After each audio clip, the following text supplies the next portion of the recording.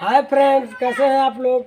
अगर हमारे चैनल पे आप नए हैं तो हमारे चैनल को सब्सक्राइब करें और वीडियो को लाइक कीजिए, कमेंट करना ना भूलें। और ऐसे ऐसे वीडियो मैं रोज मज़ेदार बनाता रहता हूँ। चलिए वीडियो को स्टार्ट करते हैं। बंद कर।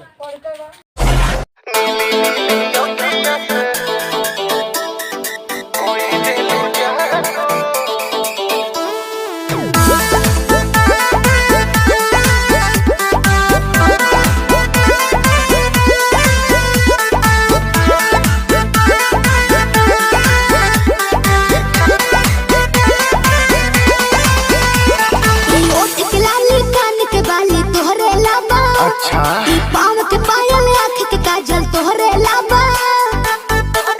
अरे का देखता ओठ के लाली, कान के बाली तोहरे लाबा। ई पाँव के पायल, आँख के काजल तोहरे लाबा।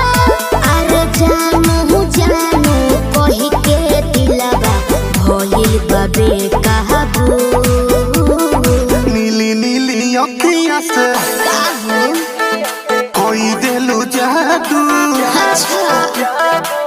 लागता कि साचो मरी जाई आजू। नीली नीली अखियाँ से कोई दिलु जादू। लागता कि साचो मरी जाई आजू।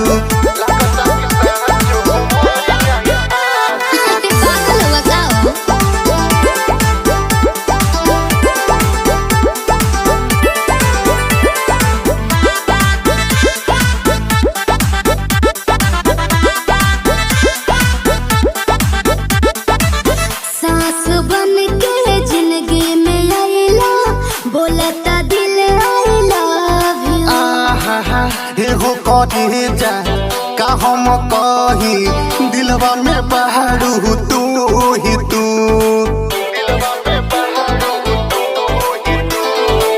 सास बन के जिंदगी में आइला, बोलता दिल आइला।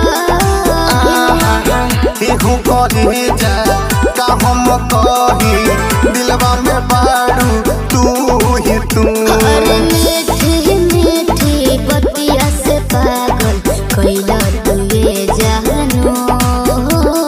नीली नीली अखियाँ से कोई दिलु जादू। लागता कि साचो मरी जाई आजू। नीली नीली अखियाँ से कोई दिलु जादू।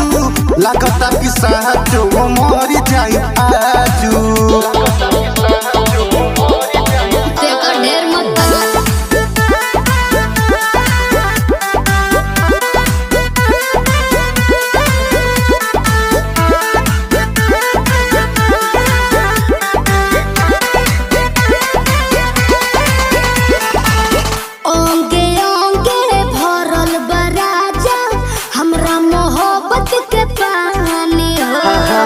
पागल भइले देखी सतेंद्र, मखमल तोर जवानी हो। कैसे हो ओंगे ओंगे भरल बराजा, हमरा मोहब्बत के पानी। पागल भइले देखी सतेंद्र, मखमल तोर जवानी हो।